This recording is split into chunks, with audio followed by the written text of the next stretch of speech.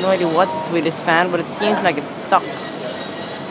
It might be stuck. It's most probably stuck. It's been off for years, I think, according to how it looks. The blades are bent in different directions, and it looks.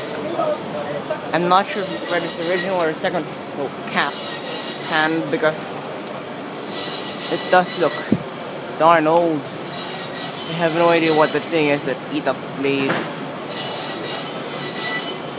I know nature always takes over at the end, but I have no idea what that is. Some kind of mold or what, but I'll know that that's broken. KDK wall fan there that probably is meant to take the job of this, but oh, that's disgusting. What is that?